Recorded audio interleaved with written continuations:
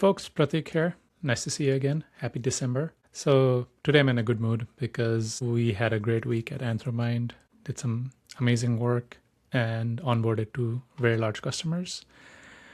This morning, I hit the gym, crushed it, got a haircut, and now I'm here and recording this podcast. So I'm in a pretty good mood and very thrilled with how the year has been while doing like a yearly recollection and everything. So I had a very good time and would like to jump into today's podcast, right? So I mentioned that I want to talk about personal finances. What does it mean? What does it mean going from not even zero, less than zero, all the way up to big tech, saving a lot of money, all of that, right? What does that entail? What habits do you need?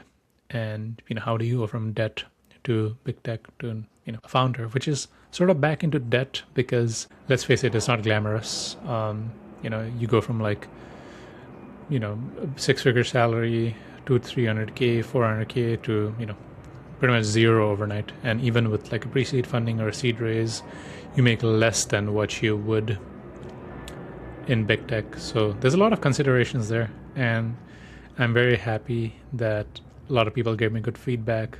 Putting out yourself out there is pretty tough, right? Where you have to essentially be very vulnerable and be like, hey, I was eating ramen every night until I got a job at Google. And even then I had to wait like a couple more weeks to get my first paycheck because you know how the paycheck schedule works, right?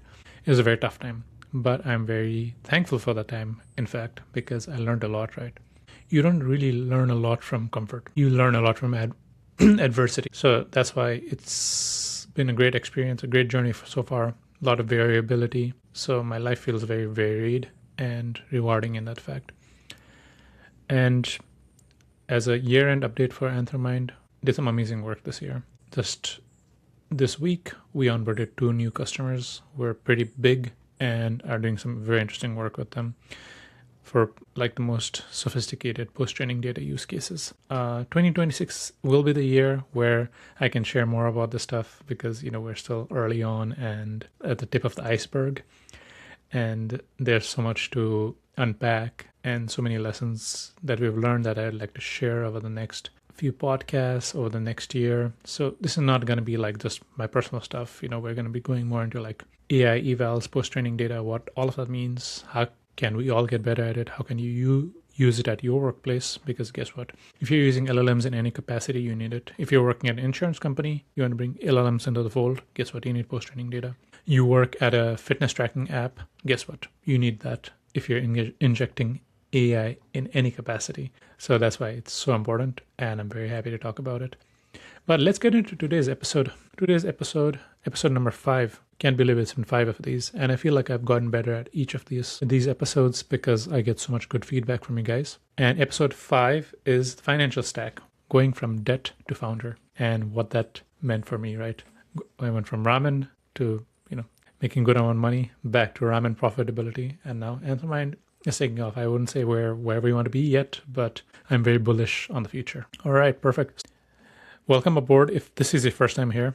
My name is Pratik Karki. This is episode number 5. And today's talk is about wrapping up 2025. And I'd love to share more about my personal finance strategy, how I went from debt to having saved enough money to found Anthramind without worrying too much about it. So if you're new here, hi, I'm Pratik Karki. I'm from Kathmandu, Nepal. And I was at Google for 3 years before I founded Anthramind. Huge AI guy, hugely bullish on AI. I worked at AI in Google, and now I run a post-training company, Anthramind, in Silicon Valley. And we work with some amazing clients, frontier training labs like Deep Cogito, amazing healthcare labs that we work with, fintech companies doing some interesting work in like fraud classification. So you name it, there's very interesting work being done over there. And I am really obsessed with the post-training space because that's where the applicability is, right? We're still infrastructure, but we're helping companies apply AI in ways not even thought possible. So that is my short story.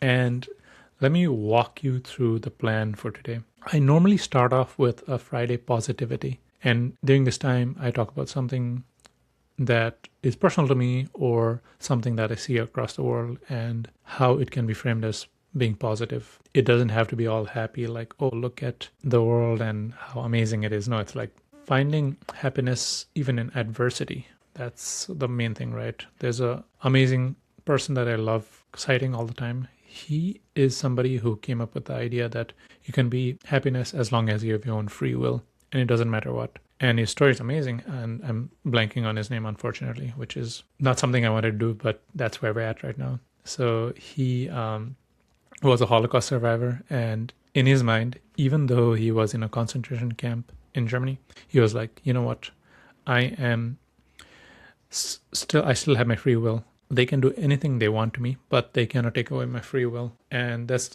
truly inspiring things. Taking stuff like that, it doesn't have to be to that extreme, but like, how do you find positivity in anything? How do you make sense of the world, right? And then I am going to the topic for the week, which is the financial stack, going from debt to founder. And finally, I end with my favorite segment, which is what have I been reading, watching, and playing. Let's go ahead then. Perfect. So looking into the bright side, right? That is today's message for Friday positivity. Over here is a very funny meme, which is the bus, the two guys in the bus. If you're listening to this on audio, unfortunately, you cannot see this, but it's like the Drake meme, right? Where the unhappy one is like, life has no meaning, so nothing matters. But the happy one is like, life has no meaning, so everything matters. So what does that mean? It falls into this concept called optimistic nihilism. So nihilism was something that was coined by this philosopher Sartre, and it's talking about like how there's no true meaning to life, right? Or like there's no true end goal, right? You live and you die, and everything just keeps on going. But the thing is, it might seem very dour in principle, but when you think about it, if you look at the glass half full approach, then if there truly is no meaning and you're a nihilist, guess what? It is a great time to be optimistic, because if there is no meaning to life, then everything you do matters. You get that one life, right? If you truly are beings floating in space in absolute entropy, that means that everything we do does matter, right? Like, if nothing matters, then that relationship that you have, or the time you spend with the kids, or that book that you read, or that meal that you ate, everything matters, because that is what life is, right? We give meaning to things that we ascribe to. And if nothing matters, then this is your cue to shed yourself of all social responsibility or pressure or traditions, whatever it is, right? Whatever is holding you back, and really go for it. Because at the end of the day, nothing really matters. I mean, that's kind of a motivating principle, right? Nothing matters. Why do I need to stick to X defined job or whatever and live my life a certain way? Why do I not go for the fences and do everything I can, right? So take that into consideration. If you think you're being held back, you want to launch that YouTube channel or do a podcast or launch that business or put yourself out there for that internal promotion by advancing a new project or something like that, go for it, because everything matters, because nothing really matters. So it is take a healthy dose of optimistic nihilism, if you will. All right, perfect. So this week's topic, the financial stack, going from debt to founder. So on the left, I have a picture of what I used to eat every night before I got my first paycheck at Google. And this is a pretty cool recipe. It's not just like a ramen cup, but it's called a ramen fried rice. You take one egg, you put it into like a frying pan or a wok, beat it, mix it up, scramble it, put microwave ramen in there, and put a cup of cooked rice. And you mix it all up and use the seasoning from the ramen packet. And it turns into a pretty nutritious and good meal. I mean, honestly, I've had it over the last few years, a couple of times at least, whenever, it's like a struggle meal, grilled cheese sandwich or, whatever. So that's it's like a meal that I used to have, and, no shame. Like, it's like cost like less than $1 to have. That's how I survived until I got my first paycheck. And it is a tough time, right? Because when I was in my grad school and everything, I had like a lot of loans. I still had to make payments on those loans. I was helping out my family. And by the time I started at Google, I was $22,500 in debt, a mixture of credit card debt, which is very high interest rate, and student loans, which I had to take additional student loans, even more than they typically give as part of like the scholarship, right? After getting my first paycheck, even prior to that, I had done a lot of planning. I looked at all of their 401k plans, Roth IRA, whatever you call it, figured out exactly what I need to do, figured out the best strategies for paying back the debt. And, 3 years later, I paid off my student loans. Sorry, it wrote it down as student loans for some reason. I'll do a lot of voice dictation, so apologies for that. But I paid off my student loans, paid for my wedding, and paid for my immigration process the entire way. O1 visa. There's upcoming news about the green card, but don't want to jinx it. But did all of that in 3 years. And I also had like a mid 6-figure net worth. The chart on the left hand side, that's like a snapshot of I believe my Vanguard balance. That is, I forgot. It's not my 401k. I think it's like the ETFs that I have over there, but it's part of it. And, I'll talk a lot about it, but it essentially gave me enough of a safety net to risk it all and be like, you know what, I'm fine with leaving my job because, I'm in my 20s. I can always go back to a white collar job. Maybe it's not as prestigious, but it's enough for me to pay my bills and, do the things in life like, have kids, buy a house, whatever. And that's why I was ready to be like, you know what, I don't care if my salary goes to zero. I know that there's something over here. I want to build something over here, and I will stake my entire life into it. So that's the lesson over there, right? And before going forward to my general use case tips, I'll leave a few like disclaimers over here. So disclaimer number 1, yes, not everybody's situation is going to be the same. Even if you have debt, you may not be as fortunate enough to, land a job at someplace like Google, which has amazing perks, right? 401k match, amazing. Maxing it out is like $40,000 to $50,000 a year, and that's a lot of money, right? Most places have a 3% match, which means even if you make a $100,000 salary, that's like $6,000 at most, if you just meet the match. So there's a lot of things like that. Google had a really good student loan repayment assistant program, which means out of I forgot how much the total was. It was not 22,500. It was a little bit less than that. Student loans I had, I think $19,000. Out of that, 6,000 was matched by Google. So I had a lot of help there, and will not deny that. So there's a lot of like different things, right? So, but if you're somebody who isn't big tech or a company adjacent to it, like the Databricks of the world or XAI, whatever, there are probably programs like that you can look into, and you'd be surprised how much you can find if you look into it, right?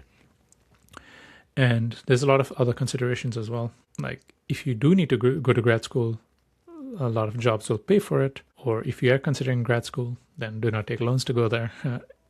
Instead, become a teaching assistant like I did, which is how I paid for my grad school, right? So there's a lot of different caveats there. Everyone's story will be different. Everybody's journey will be different.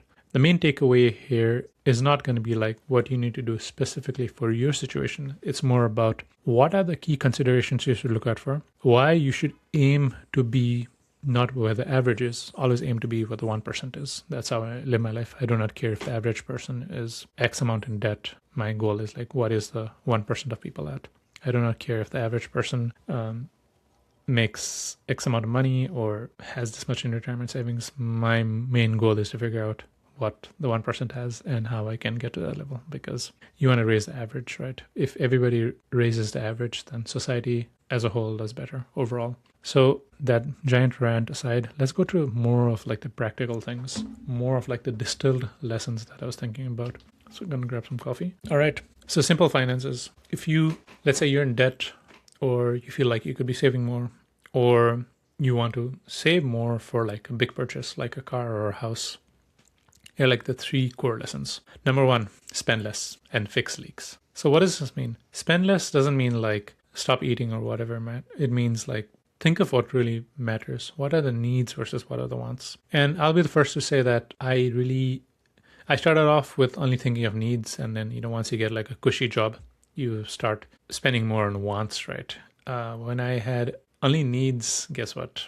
Video games were out of the budget. I was eating cheap, cooking all of my meals, whatever you call it. But then when you make more money, then you spend more on stuff, right? You go on a trip, you are less frugal. So there's a lot of things like that. So even if you are making a good amount of money, you should still spend less. Few things, right?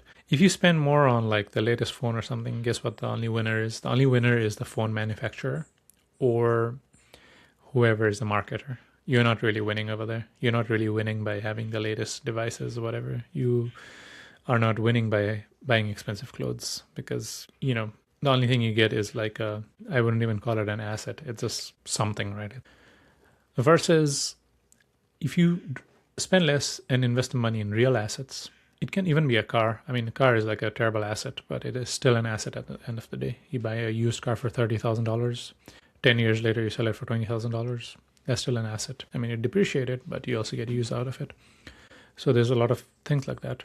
I would say try to be less consumerist. That is the other part of like, if you, and this is controversial, but like if I mentioned this last week, if you care too much about other people's opinions, then you're forever going to be a crab in a bucket. But if you do not care about what society says, and you decide to yourself, okay, I need to save $100,000 so I can buy a house, and I will sacrifice buying that handbag or some expensive clothes or whatever, then that's better on you, and you should just focus less on what other people say. And the second part of this is fix the leaks. What does that mean? If you do not have a budget, like a true budget, and you do not know where money goes, then it's very hard to be accountable. You need transparency with yourself. So every month or like every transaction, if you're not aware of what it is, where the money is going, that's on you. If you set yourself a $2,000 spending goal for the month, for example, but you do not know what each item that you spend for is,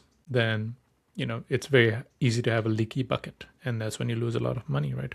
You could be thinking to yourself, oh, I spent $2,000, but in reality you're spending like almost $4,000. And actually that's happened to me a few times. I budgeted food budget for very little, like $700 for the two of us, but then some friends came to visit, everything, and that same month the food budget ballooned to $1,400 because I was not being careful. And I was like, oh yeah, we're just doing the normal stuff. But before I know it, two or three dinners with friends who came to visit, like it was like a couple of $100 each, and it snowballs from there. So fix those leaks and adopt a mindset that you want to spend less. People complain about how hard it is to live, buy a house, save, whatever, but they are not willing to make sacrifices. Like the people that you see, the real people that are buying houses in their 20s or 30s, like live extremely cheap and are fine with eating like rice and beans for dinner, right?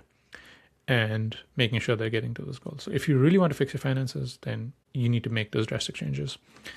That is the second point, which is make those drastic changes if you have to. If you want to save more, you want to build to a goal or retirement or whatever it is, and the current situation is not working, the fixes that I said may not be enough. Canceling that Spotify membership will not be enough. You might have to do something drastic, like move back in with the family if you can. Find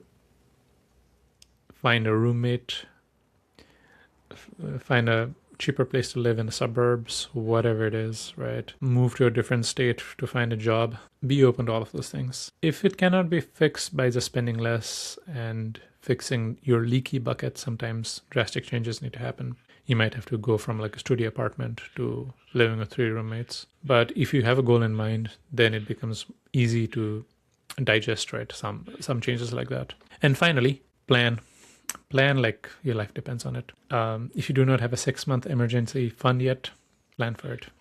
Figure out how you're going to save enough money for 6 months based on your current conservative estimates. Figure out how you're going to put money into a high yield saving account. Plan for the best interest rate. I use Lending Club myself, and they have like a 4.5% interest rate. Plan those things. Figure out how much money you need to put into your 401k, Auth, etc. And think about those things. Think about how much money you want to have liquid versus illiquid versus tax deferred by the time you're 30, by the time you're 40. Figure those things out.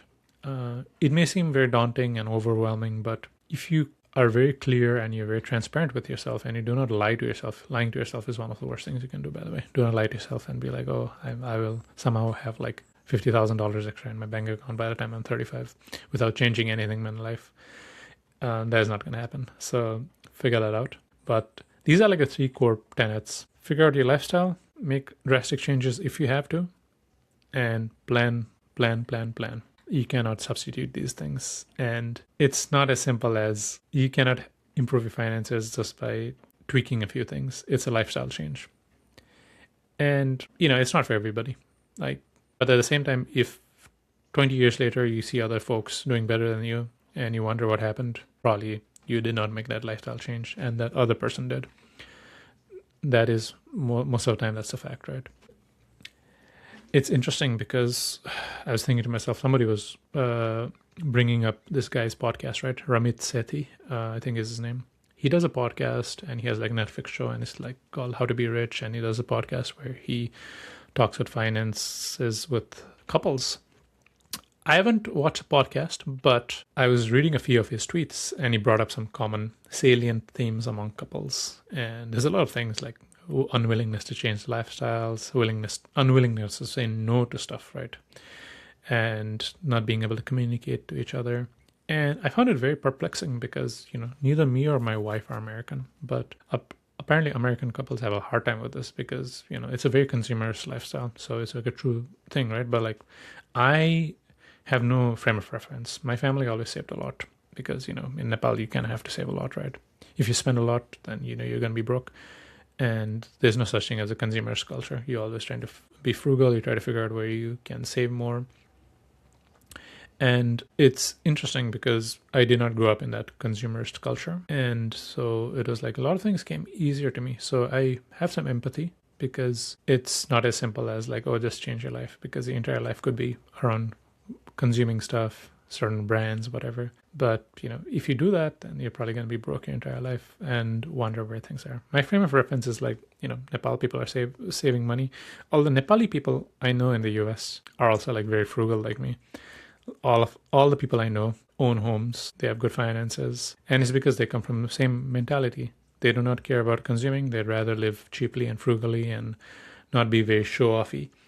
And in turn, be much wealthier because of it. Like, I do not know a single Nepali person who is maybe not my age, like in the late 30s, 40s, who does not own a home and does not have kids. So for me, my frame of reference is very skewed. So that's why I have like a very good sense of it. I'm like, I do not care about like brand name stuff. Like, you know, I use like a $500 notepad as my laptop, and, you know, like my phone is very old, and I'm actually switching to a much cheaper dumb phone, you know, the one without any of the smartphone features. There's a lot of things like that. And that's why it's been easier for me. But I recommend people to change their frame of reference and think about things less in the consumerist mold and more in like, how can I do better for my future self sort of mold. All right. Let's talk more about strategy, right? I talked a little bit about this in my post, but the main thing you want to do at each payday is do something which is called the payday flow. You want to pay yourself first, which sounds counterintuitive because you're not actually paying yourself immediately. You're paying your future self. So here's the flow chart, right? You get paid, let's say you get paid like $4,000 every pay period, just an example. Then before that money even hits your checking account and you're able to spend it, it's already going into your emergency account. It's already going into your tax advantaged accounts like 401k match, HSA, Roth IRA, etc. It's already going into your brokerage account. This could be your wealth fund for a home purchase, or a runway fund, or, you know, something for a goal that you're aspiring to. And this is where you want to keep liquid stuff as well. And only after all of that, you put that into your checking account, and this should be enough to pay for your bills, etc., and a little bit of fun money. And yeah, daily spending. That way, you know, let's say you make $4,000 and you need $2,000. $2,000 that is not your daily expenses can be invested before it even hits your checking account. So you have no choice but to have that all invested. So that is one way to think about it. Pay yourself first, pay your future self first, and have an automated system like this. And I'll show you guys this. So in my Substack, I have links to like 4 different tools that I've built, sort of. There's something called the Leaky Bucket tool. And this is where you sort of track every single thing. And this is what I used myself, right? It was just like, if you really want to be strict about your finances, you need to know where every single penny is going. Use a tool like this, you know, put down your expenses over here and be like Uber and jot down the date. And it becomes much harder to justify spending money when you see where it is going and how much you're spending in total. So there's a pledge in the first tab, which is like, I pledge to use this tracker every day and know exactly how much money I spent. I have my personal budget tracker over here. So this is for the months of years of 2026 and 2027. So you have your paycheck, your other incomes, one-time incomes or expenses, high yield savings account, Roth IRA. The idea is like you track for every month all of this, so you have like a broad estimate, and then you use the leaky bucket tool to know that you're hitting those goals. And I do it over a 2-year period because there's a lot of things that happen mid-year, right? April and May is when the new Roth IRA like income limits get announced, so you know how much you need to budget for. So just a 1-year thing is a little narrow-sighted. I like doing it in 2-year thing. So use this. I use this every day. I have another thing, which is the pay yourself first, how to do it in a proper way. And it's like sort of looking at what are the things that are offered in your job and how you can make use of them. Speaking of things offered in your job, I have this office benefits guide. Same thing over here, right? Which is 401ks, which insurance should you choose? High deductible or preferred provider. A lot of things over there. I recommend you guys look at this. There's a lot for me to cover, so I also want to make sure that you can take the time to read on yourself, all about yourself, and ask me questions if you have any. But this entire Google Drive is on my Substack. Feel free to check it out, download it, adapt it for your own use cases. And if you have any questions, just ask me directly. pratikkarki@substack.com. You can just email me there. All right, back to the presentation. So pay yourself first. Make sure that your future self is getting the money before you even do. That way you can have your hands off of any expenses that might be there otherwise if you have extra money. And And the third step is, once you have, let's say, taken care of your debt, what are you going to do then? And I don't think I mentioned how to take care of your debt, but the simple strategy, and this is what I used, is something called the snowball strategy. I think it was pioneered by Dave Ramsey. You want to take the highest interest debt and pay down aggressively while putting just enough on the other ones. So if one thing has 10% interest rate and others have like 5%, pay down the ones with the highest interest rate immediately while maintaining the other ones. And once you have that taken care of, whatever is the surplus, you put that into the second highest interest rate. So if you're aggressively paying the 10% down thing, you finish it, then whatever is that surplus, let's say you're making $1,200 a month into that highest interest pile, move that $1,200 into the second highest interest pile, let's say it was 8%. And that way that'll snowball very quickly. And once you have that taken care of, let's say you have like a third highest one, which is 5%. You take that, all of that amount that you've been paying, and snowball it into the smallest interest rate, and you'll be paying it off very quickly. That's what I used. I had like a few loans, like credit card was like the one that I had to crack first because that has like an absurdly high interest rate. And then there's like student loans. One of them was 6.5%. The other one was 5%. So I did the 6.5% first and then the 5% one. So pay down your debts, figure out a plan, and then focus on growth. Invest in your company's 401k match. No matter what you do not have to max it out, but at least meet the max because that is free money. If your company offers a 3% 401k match and you're not even contributing 3%, then you're just throwing away money. Because if you can put $3,000 and get free $3,000 tax-free, that is money that you're like losing like crazy. So do not do that to yourself. The next step is invest early as possible. If you can do it in your 20s, amazing. Even when I was in college, I didn't have much money, right? This is like a couple of $100. Like I think I put like 1,000 into Dogecoin and everything, but even that like grew up quite a bit. I had some money in GameStop. When I was early in Google, I put money into what did I put into QQQ was a good investment. And a few years later, I put a good amount of money into NVIDIA, and that was a really, really good investment. And obviously I did a lot of due diligence there. But the main thing is you want to start early, even like distributed funds like a 401k. More money you put into earlier, it has the effect of growing over time, which is what you want. It effectively doubles your money every 5 to 7 years. And you can use loopholes like a backdoor Roth. The backdoor Roth is a very interesting tool and I'll talk more about it in detail in like later thing because it deserves its own thing. But essentially, if you make too much for the traditional Roth IRA, you can essentially put into backdoor Roth by like putting into traditional and then immediately transferring it. And Roth is amazing because you pay taxes on it immediately, but anything after that point is tax-free. So, and assuming tax rates are going to rise in the future, which they will, because there's not enough money for social securities, that's when it's going to be super important. The next step is you want to live super lean in your 20s as much as possible. I mean, people say like, oh, spend money, or like people finally get like a big paycheck and they go crazy, and guess what? They suffer a bit. $2,000 you can put into like a Gucci handbag will be a shit ton of money by the time in like 5 to 7 years. So do not splurge on useless stuff. Do some due diligence on the stocks you buy. Don't look at hype trains. Look at the financials. See what the stock is priced based on their revenue, and you can do a lot of good due diligence over there before you buy.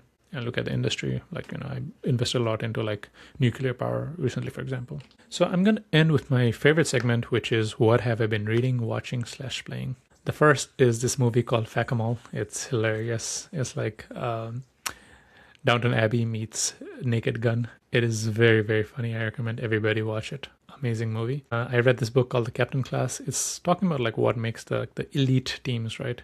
And it's like teams like New England Patriots with Tom Brady, or Ferenc Puskás, the Hungarian national team, and some very interesting insights. The fact that the best captains are not normally the superstars like LeBron James or Michael Jordan. In fact, a lot of times they are like underdogs, but they have like this win it all mentality. And the thing that they hate the most is seeing the team lose. They want to win no matter what. So it's a great book. A lot about like leadership and business as well. I read this very interesting paper on like memory data leakage and prompt injection exploitation. These researchers created a tool called EchoLeak, and they actually tried it on Microsoft Copilot. And without like even like user input, they're able to jailbreak Microsoft Copilot. I recommend people read this because it's very important learning about LLM safety and AI safety alignment, and what works versus what doesn't. All right, so this should wrap it for this week. Sorry I had to rush through at the end. I'm trying to like learn how to pace myself better, but I normally speak too much in the beginning and speak too little at the end. Any feedback would be appreciated in this category. Remember to subscribe at my Substack, pratikkarki.substack.com, and DM me your questions. I'm very happy to like look at your questions and give any financial insights, etc. Have a very good New Year's and happy holidays, Merry Christmas, everything. This is going to be like the final podcast of the year, but thank you all for tuning in. I really appreciate the support. See you all next year, and I'm very excited to share my plans for next year.